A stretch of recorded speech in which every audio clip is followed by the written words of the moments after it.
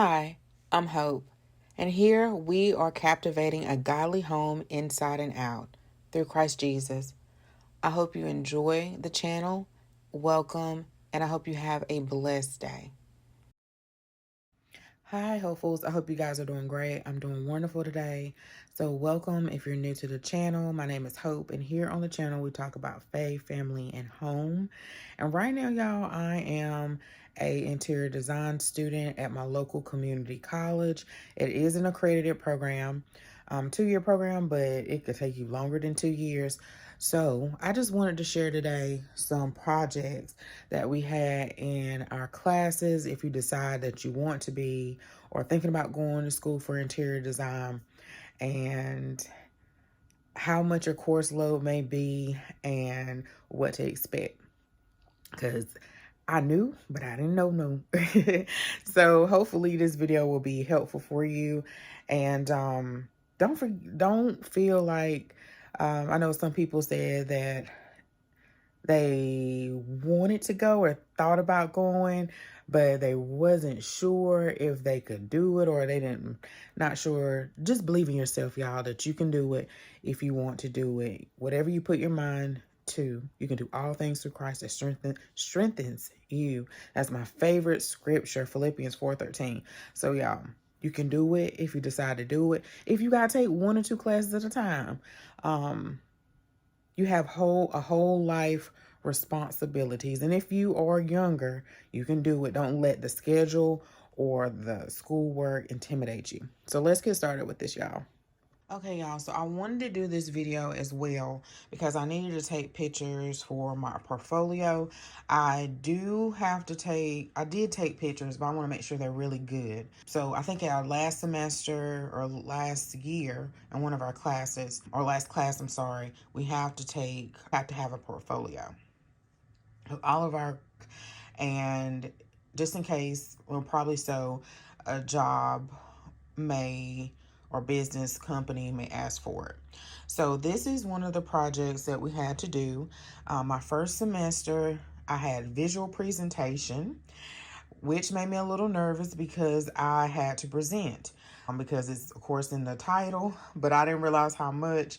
And then also I had visual presentation and principles and elements of design. Y'all, those 2 courses only took 2, but they felt like full-time courses. Full-time load, which is 12 credit hours or more at my school. With this particular project, we were learning about the textures of interiors. So my instructor, I should have a picture of our finishing library somewhere. And a finishing library is where we have all these different finishes. So like hardwoods, metals, it could be vinyl, it could be porcelain, it could be marble, it could be all different types. It could be leather, carpet, drapery. And so sometimes we had specific fabric that we had to find. And then there were times that my instructor just let us explore. So with this one, I can't remember y'all at the time, but of course, I wanted mine to color coordinate. That was not a requirement, but I went with the blue. I think I did do a survey and asked you guys, should I do the black or should I do the blue?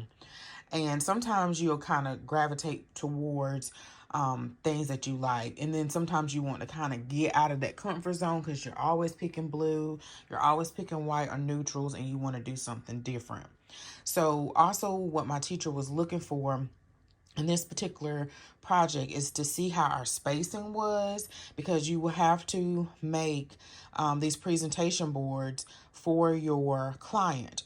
We were learning how to adhere the materials. My board is being out. Again, this is first semester. Adhere the materials to the board so they won't be flopping off. So you have to learn that. When I put certain materials on the board or use certain glues, it went straight through the fabric, y'all, and ruined my fabric. So when we go into the material library, they're all organized. A student did such a great job. Her name is Janine, and she organized our finishing library because they said it was a hot mess. Like, she put all the woods together, all the metals, all the drapery, all the books. She made it just like a library. And so we just went in there, we explored. We have to label everything, so you see everything labeled. What I did, oh, this fell off, y'all. I think this is the only project that something fell off after the fact, after I brought it home, because I did not want myself falling off in class. Now, we could have went to Lowe's, y'all, or something like that, but y'all, Lowe's and those stores don't have samples out like they used to. And again, we had to label it. So what I did was I just made a Google Doc or a Word doc. I don't remember what I used at the time. And I had my and I just put everything like in one sheet and organized it that way.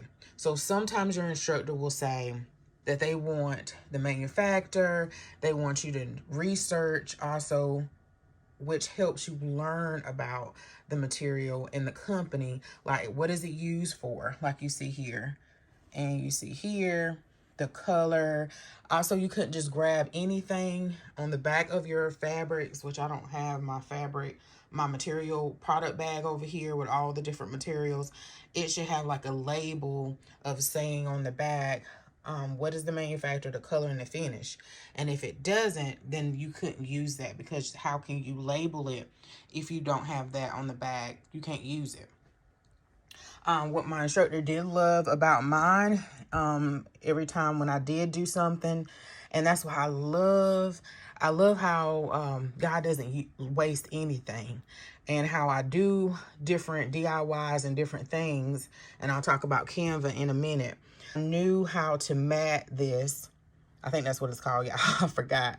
To mat this fabric, which was used for upholstery. And on the back of this is actually those little canvases that they have at Dollar Tree. And I matted that I folded that on the back and added this fabric. And one of the reasons why I wanted to do that was because the look, and then also I didn't want the glue to go through the fabric, because they did that with some fabric. So you kind of test it out, because you don't want to be at home on the weekend and then you put that glue on it and it just ruins your fabric, and then you get points counted off, or it just doesn't look that great when you get up and present it. Also, I love how I've been using Canva for like 9 years. Really good in Canva. My teacher and my classmates were impressed how I did my title, which was very easy to me, but it came in handy. So even though sometimes you feel like, well, why did I go through this step in my life and now the Lord's moving me this way? You know, just little things, which are big things, he will use. And one of those things was really being proficient in Canva. And that helped me so much in a lot of my projects. So sorry, y'all. Down here with this project, it was a material project. So you are going to have to render, and you're going to have to render means you are going to have to draw and also replicate and color in and design maybe a particular fabric or surface or a landscape or something like that. So this right here was my carpet, and we learned different techniques. And this is, first of all, it's 3 different types of paper. And depending on the type of paper you have a different effect. You can use the same tools, such as your color pencils, your blenders, a pen, a pencil. And because it's a different type of paper, it will work totally different. Totally different. So I would use the same markers and everything. And because this is vellum, which is like a thin paper that you can see through, kind of like a tracing paper. And the Bristol paper here is like a thicker paper, like a scrapbook paper, not scrapbook, poster board paper. And then this here is drafting film, which is really thin. My instructor actually gave us this paper, and I like working with the vellum and the drafting film. And we are supposed to replicate this to look like carpet. And the reason why with different techniques, such as like scribbling, maybe little dots and hatching, using your white pen to see if you can replicate that same surface I think this was one of my favorites in the wood. When I did this, y'all, it didn't have the bleed in here. You just want to watch that, not put too much glue, because I can be heavy-handed and stuff. But it can be a little intimidating, y'all. It could be a little intimidating, but you just practice. Just try your very best. Like, focus on one thing at a time. So again, I've used that canvas material, that canvas boards, those mini boards they have at Dollar Tree, and I just backed this fabric up here. So I think this is upholstery for like pillows or drapery, something like that. So with this particular project, she gave us like Pacifics of like carpet, metal, a fabric, a stone, a wood, and a towel to use, and we had to replicate that with these 3 papers. And then your spacing is important. She doesn't want negative space on your board, because, and then also you want your board to be even far as like distribution of weight, far as like the visual weight. Like, does your eye go straight to this dark color over here? You just want it to be even and have like a flow. Okay, y'all, so this project was a chair project, and I kind of dreaded this project. I'm trying to think, was this? No, it's another project that was not my favorite, and I'll see if I can find it.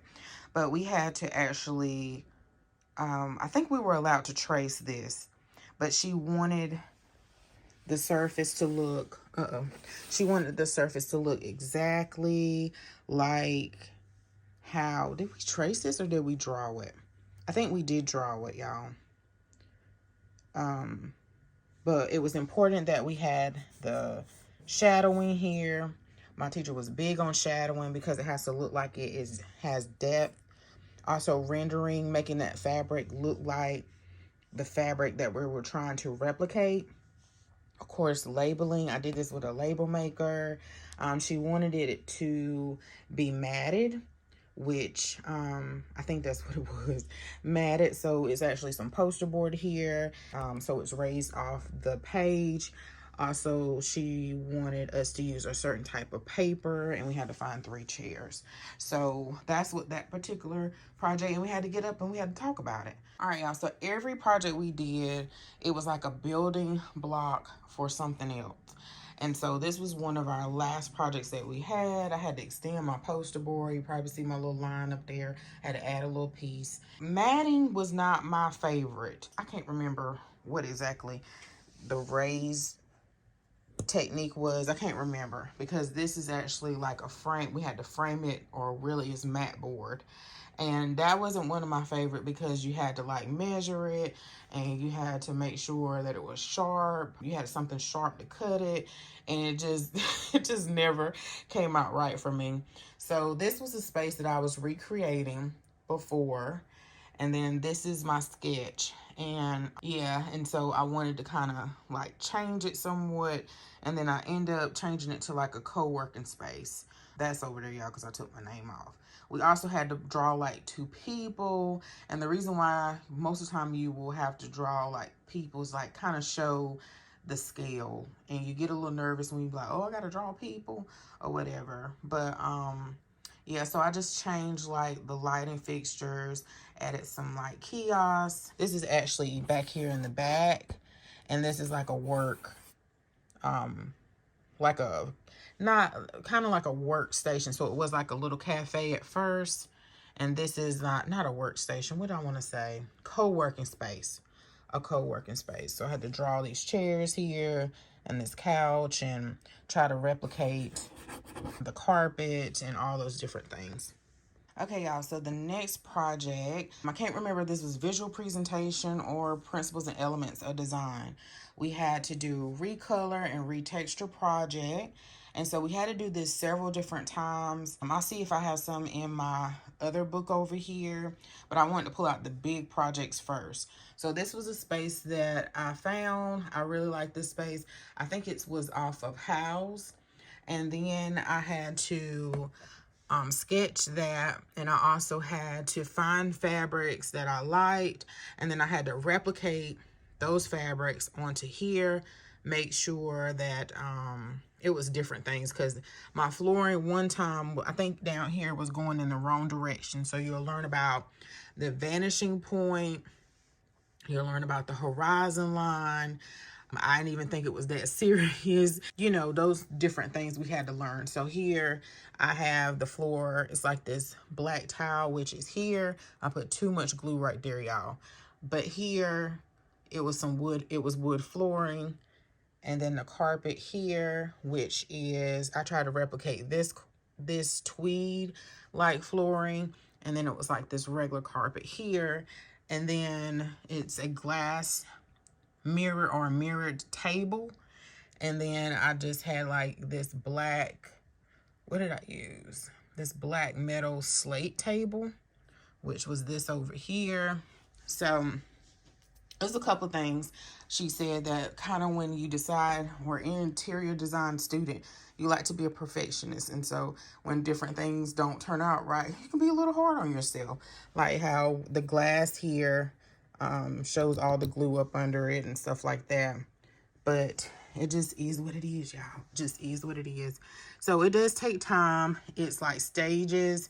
You have to find your project that you want to do. Then you have to get your samples, of course, so you can replicate these. You have to trace it. You get your light board. Then you have to render it. Then you have to go back and do your shadows. And then you have to put it all on the board, and then make sure, give it time to stick to the board. So it's like different stages. So you can't be doing it at the last minute, or your project's gonna look like you did it at the last minute and it ain't gonna come out. That was fun to do. We were again trying not to have negative space. Also give the board in character and some interest by layering the fabrics and so forth. So this was, I didn't do too well with this. It got a little crooked, but this was another, like, I think I used mat board or some kind of cardboard and folded that material on there. And then of course you have to label. Okay, y'all, let's see if I can get low. All right, on this project, we had to do a 3D project. And the reason for this is to, again, this was like, I'm not doing this in any particular order, to get us ready for our final project, which we had to do like a floor plan. And I can't show you guys that other than pictures, because my instructor kept my project, which was really good. But you know how you work so hard on something, you want to keep it. Anyway, so this was one of those building blocks. And of course, you guys know I love tablescapes. It's a little dusty. So I put it on a foam board. I got these from the Dollar Tree and I spray painted. I did a haul and everything, y'all, but y'all probably haven't even seen. I don't think I edited it.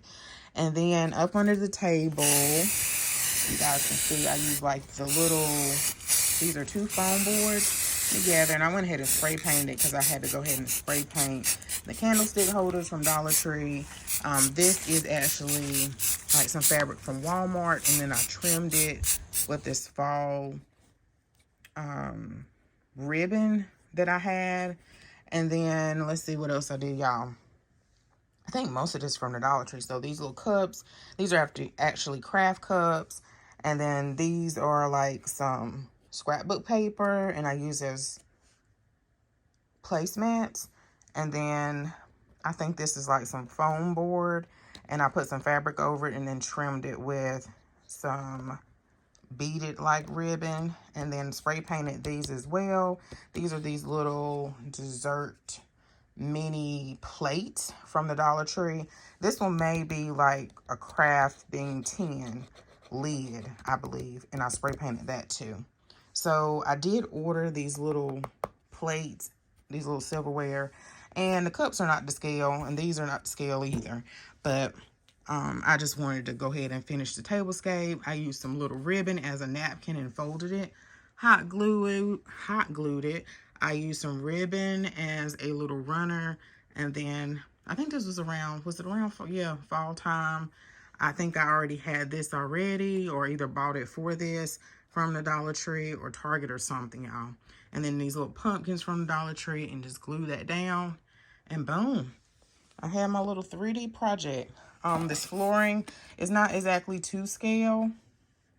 There may be some plywood, some hardwood floors that look like this, but this is a vinyl paper from the Dollar Tree. I did have to reinforce this with 2 boards, and then you can see it's peeking through here. I think it got scratched a little bit. You know, you can see it. It's the little purple chairs, and I spray painted them gray from the Dollar Tree section in the toy section for the little doll houses. So that, anyway, I like that. I put a lot of work in this, but it came out really well. So again, in these projects, you're learning how to use your glue, use your creativity, use your know the proper ways to make that 3D project work and not fall apart. All right, y'all, we're gonna go through some more of these projects really quick. With this, we created on a light board. So it's like a flat board that projects a light. And you usually use like a thin paper. This was actually a poster board, so I was able to see through it. So let's say you have this picture here printed in black and white. It could be color. And I have my light board on the bottom, and I put my paper on top, and then I use like some painter's tape or drafting dots. That's just so your paper won't slide. And then I'm able to trace it. So you have to trace it first. And this was one of our beginning projects, and it took some time. And what we were learning, because sometimes you're not able to see everything, but majority of it. So we were learning how to use our different pencils, drafting graphite pencils, I'm sorry. We were learning how to use those. I talked about in a video how the different pencils have different hardness, and the harder it is, the lighter it is, and the softer the lead, the darker it is. So we were learning that. We were also learning how to blend things, how to use different techniques of your pencil to create texture, to also create patterns and different things. So like my comforter here, I don't have my original picture. You know, it had all these different, it looked like it had a pattern in it. It had all these lumps and different, not lumps, but you know, pattern and weight. Y'all know how sometimes a blanket is not totally smooth, so that replicates that there. It was challenging to do the bathroom, and then in these areas here, you kind of just take your eraser and just try to erase some of those spots to give it the effect that that light is shining and stuff like that. So that was one of those early projects. This one was, we had actually had a 2-part project. So this was, and that's another thing, so you got plenty here, y'all. So this was a part of this project here, which I totally forgot. So this had to replicate something more abstract, something that looked like this picture here, but wasn't a literal picture of that. So you see here, I have my placemats. They had to have like the geometric shapes. Here is like the floor arrangement in the front, the pumpkins that are in the middle of the table. Sorry if I'm moving fast, y'all. Little dots were the trim around the table there. So it looked like that, but it didn't look like that. The blue was supposed to be the cups. So, and then I just so happened to have a mat board that was green that resembled the tablecloth. So that was the second part of that project. This particular assignment, some of these are just assignments and not projects. Like you see the lines here, we had like a vanishing point, we had to label it, and then we had like a horizon line here. And we also had to, I think with this one, we had to change the surfaces. So I know this couch was not this color. So we had to go in the finishing library, find some materials, and replicate those same materials to something totally different than what it is. So this may have been originally in the picture maybe granite or tile or something, and I changed it to wood. And this probably was wood or something else, and I changed it to granite. Just different things like that. But then you had to trace it and all those different things. So this one was, it wasn't this chair project. I think it was another one that was not my favorite. It might have been, was not my favorite. So we had to do 3 different chairs, 3 different patterns. And so if we had like a swatch of fabric like that big, we had to like replicate that pattern onto the chair down to scale. And I didn't like that. I didn't like that. That was really challenging to replicate that pattern exactly to the size that it should have been. So I don't remember what my instructor said. I know this was a little bit more bolder in the fabric itself. We had to show like shadowing here. I think this was 2 or 3 different types of paper. I think kind of looks like the same paper. And she didn't ask for it to be on a certain type of board or anything. But yeah, I think that was the one that I didn't really care for. You will, life be life, and sometimes, and you have to kind of push through. And I believe this time I wasn't the only one. It was somebody else in my class, and we were kind of like really maybe burnt out or stressed at the time. And sometimes it'll show in your work, so you kind of have to put it down, put it to the side, come back to it, and you just have to get it done, because your client does not care about, they want their stuff done. They might care about you, but then they may not. They just want their stuff done.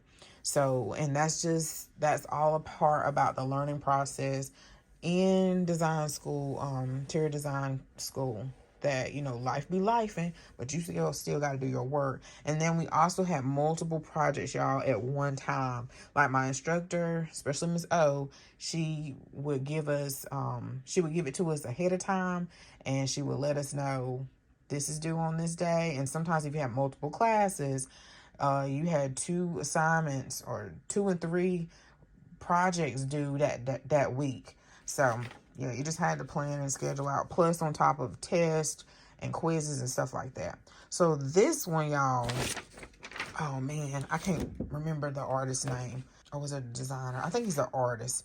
So she wanted us to think outside of the box and make it really abstract. She didn't want it to be literal. And so this is the picture that I chose, and I decided to choose this because I tend to go towards things like the country, relaxation, country cottage feel. And I think because I grew up in the country and it just reminds me of home. So that's what I chose, this picture. And then she wanted it to replicate that. I cannot remember the name of the artist's name, or who was doing work similar to him. So anyway, this is the river, and then this is the crops here. And then the house, I turned it upside down, so it's like one of these houses over here. And then the trees, the crops up here, and the clouds up there, and then the house sideways instead of it actually being vertical. And then I have like some more rolling hills, but I had it like going, not rolling hills, what are these? A bridge, a road, but it just went straight up horizontal and then vertical. So yeah, and this is some construction paper, and it changed colors. I don't know how it changed colors, y'all, in the house, and it wasn't that long ago. Okay, so this was one of our first projects. Hold on. Okay, so this was like a 2-3 part assignment. And this was one of our very first assignments. I remember, I want to say, in Principles and Elements of Design. And so my instructor gave us different emotions like joy, peace. I can't even remember, y'all. Just different emotions. And we had to portray that in these dots. So we were also learning in this project, we had to do like 20 of them or 10. And we were learning how to present. We were learning how to critique one another without being too negative. Like we chose like 5 that we thought that were the best out of someone or replicated that emotion. I'm trying to see if like this one was lonely. And then we were learning how to use our markers, how to express ourselves. Like a lot of times you are doing a space for someone, and it may be a children's space, and they want it to be peaceful, or they want it to be playful or joyful, something like that. This one, I won't go over all of them. Did I label them? I must have did, y'all.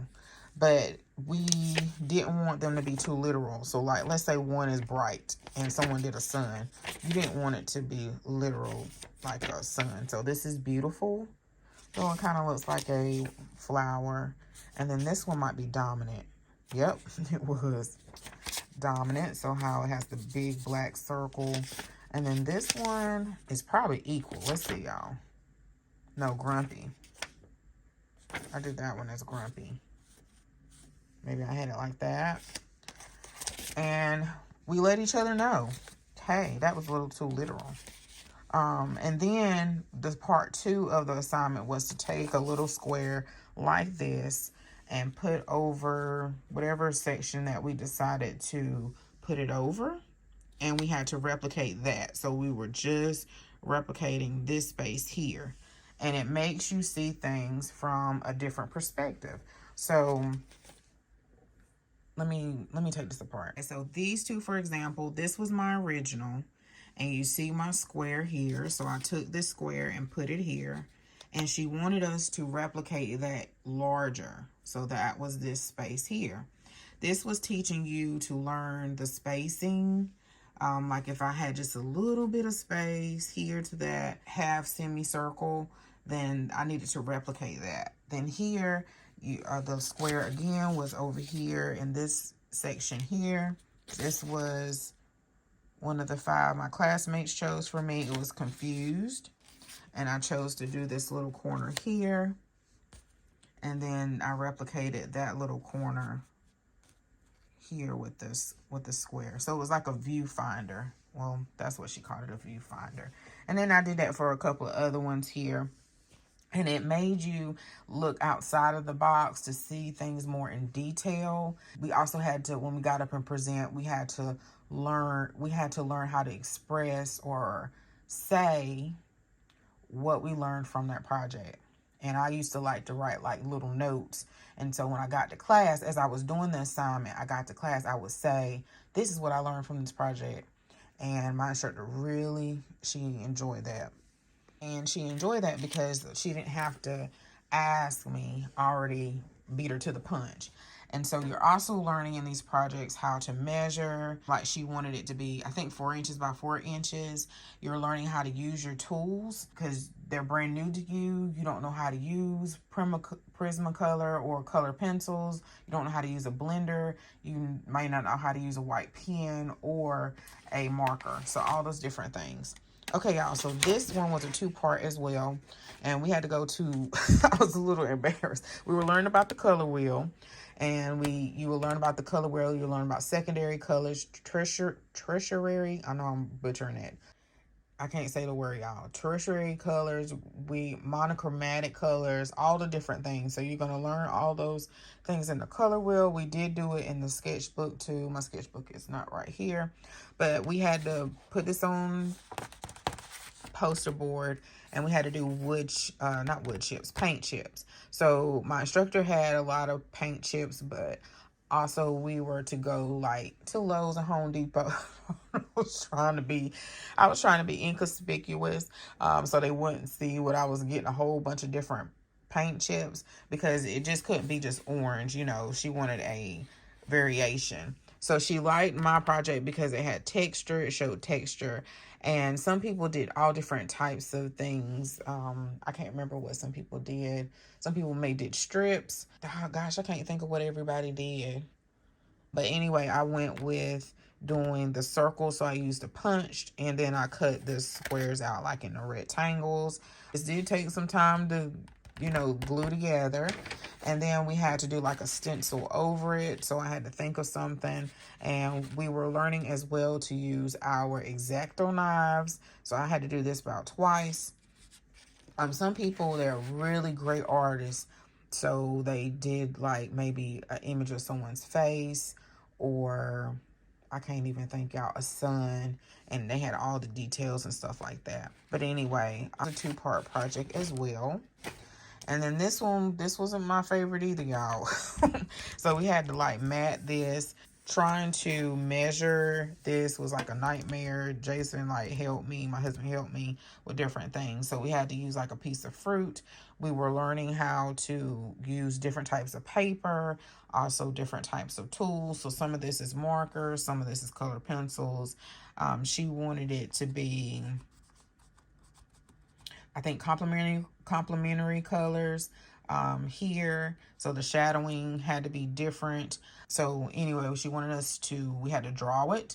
And I was excited that I got it to look like that at different angles. And so this one looked kind of jacked up, but I had to use pen in this. And then for the shadowing, I'm sure it was off. I used the steepling method with the pen. And you have to show like depth and all these different things. And then here I use a pencil, and this is probably feels like vellum paper. So those different requirements, and you have to make sure you read your class assignment outline that she gives you, and also your rubric to make sure you hit all the points. I would triple check, double check the assignment directions. So this one, y'all, I don't know why I have two of them, because I know I had an issue with this. So she wanted us kind of to see things from a different perspective, also like a reflective view of it, and to think outside the box. And this wasn't one of my one of my favorites either. So I found a design, and I had to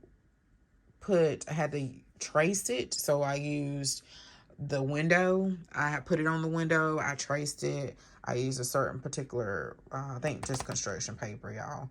And then I used my X-Acto knife. Your X-Acto knife has to be sharp or it will really be a struggle. And then I had to flip that. So I can't remember if I did that one right or if I didn't do it right. I did it twice. This one may be the right one. Yeah. And it's like some projects you will struggle on, maybe because it's not your best strong suit, or you are really having to stretch a muscle for as like seeing things in a different perspective that you're not used to. And it's a struggle, y'all. Oh, that's in my first picture when I was trying to get the bedding, when I was talking about the bedding. So this was the next picture we had to do that was similar to that one. But this one was made out of pen. So we had to render out of pen. So this one is pencil here. So this was the original. So I had to try to make it look like it had texture just like this. Just like that, y'all. I think I did pretty okay. Not perfect. And then here, this is a different one. I don't know why I always went to bedspreads. And this one was fun. The only thing about pencil is you can erase it, but with pen, you can't. So you have to really be on your P's and Q's. Somewhere in here, I think I messed up a little bit. But I use like hatching and steepling. And I can't think of the other techniques, y'all. So steepling is just taking your pencil just like that. Hatching is I don't see any right now, but it's kind of like taking lines across and then you go back to the same direction. But again, you're using your judgment on how will be the best way to replicate this particular fabric or pattern and texture. And that can be, it could be fun, but also it can be a little challenging. You're like, hey, it did turn out right. So I think, y'all, that's it far as, you know what, I'm just going to divide this up far as like the first semester. So that was the first semester that I had visual presentation, elements, and design. There are probably some more in my sketchbook and stuff like that. This was my final project. I actually had to do it over. So this is the floor plan that I had to do, but my teacher kept the original. So it was multi-steps to this, lots of steps. And this was a project that I was so glad the Lord got me through this project, because the classes that I'm in now, which is my fourth semester, because I'm going part-time, each semester. That the class that I'm in now, some of my classmates, they took this particular art intro to architect. They took this class or these two classes their very first semester, so they knew what my instructor was talking about. I was like, what, you want me to do what? We've been doing this other stuff and now you want me to do this, and I don't know how to do a floor plan. But I went to office hours, I asked lots of questions, y'all, and I went to YouTube and I figured it out. This looks like it's all done, and this will happen sometimes. And then you're like, hey, wait a minute, this is not exactly what my instructor wanted me to do, or I didn't do it quite right. I did this multiple times even before I got to this part, and you have to do it all over again. Anyway, we had to render just like all the other things to make all the other previous projects that you see. So this was leading up to like my floors and stuff like that. But I had to go to the finishing library, find something that replicated what I wanted it to be. So what I did is I went on Pinterest for some inspiration.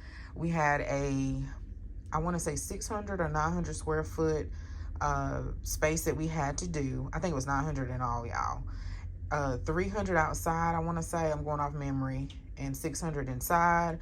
And then it had to have certain particular specifications that she wanted, and then we just were free to do what we wanted to do. So I chose, it had to be a vacation home.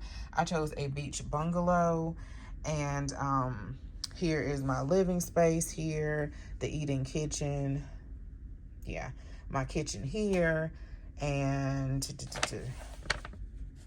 my half bath. And then it's like a wardrobe over here. I don't quite remember, y'all. And then a bedroom. No, actually, this was a trundle bed with a full-size bed. And then we had, like, it just couldn't just be drawn. It had to be to scale, meaning you had to use an architect scale to make sure that it was the right dimensions.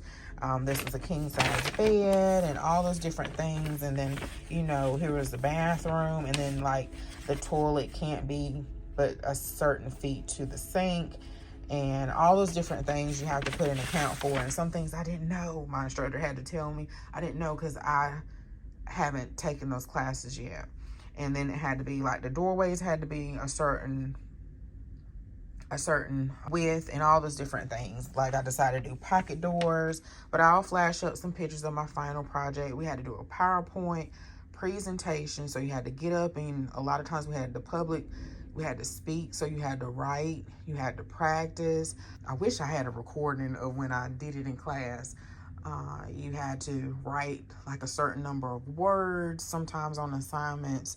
So this very first semester really did stretch me big time. We had to do a 3D project. We had to cut foam board down, PowerPoint, all those different things was in account. So I will share the next project over here, the next semester stuff.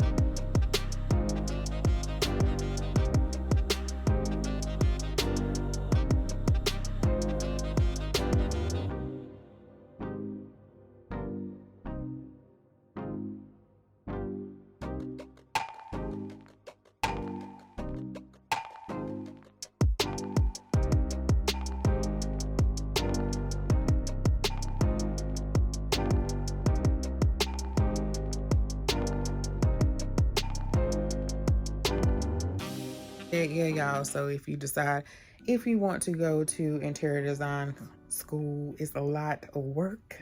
A lot of work that people don't tell you. You will have to learn how to draw and sketch and present and all different types of things, y'all. You can do it. You can do it. Whatever you put your mind to. So I'll see you in the next video. Bye. Okay guys, so I had to put Hope's Moments, I think that's what I'm calling it, in this video. And I just want to encourage you, if this is something, or going back to school in general is something that you want to do, just do it, y'all. Just do it. Take 1-2 classes at a time, and before you know it, you will be graduating. The picture that you see here is some tea, probably chamomile. After I had my final project, my nerves was just toe up. But what I did was I practiced and practiced and practiced my presentation. And I learned that from my husband taking Toastmasters. A lot of times when I come on YouTube, I'm just winging it. But just ask lots of questions.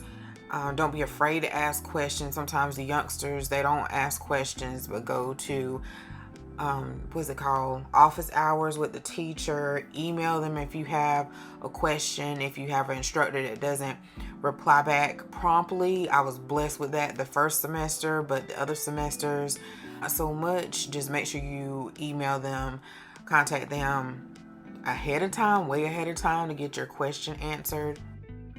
And I wanted to encourage the other YouTubers to where you just see your numbers are not going anywhere, or they're staying stagnant, or you just don't know what to do. You may have invested in this for like years and you're like, Lord, what are you doing in this season? You are telling me to do something different, or I don't know what to do in this season. My life is changing. And for me, I wanted to take the guessing game out of, I wanted a degree. This is a goal, personal goal I wanted to do, but I know it's not something that the Lord requires of us. But I felt like it was something that He told me to do. If I did not have the steps of doing YouTube first, I wouldn't have had the confidence. I wouldn't have had the confidence. I wouldn't have the determination. I wouldn't have the work ethic to sit for hours to do this work. And I saw that God was working behind the scenes. So even if you don't see maybe the growth or that you want to see, and that may be your primary goal, but also look at all the growth that you have done over the years. With YouTube, it could be self-confidence, it could be public speaking, it could be editing. You can take those skills and become a marketer for someone. You can also become a VA for someone. You can be an editor for someone. Just all those different types of things, y'all. My husband tells me all the time that I can do. But those things, all that time that you spent wasn't for waste. So I just want to encourage you that what you're doing is leading you to your next step, your next potential thing in the future. So be encouraged, and remember, there's always hope. Thanks so much for watching, y'all. Bye-bye.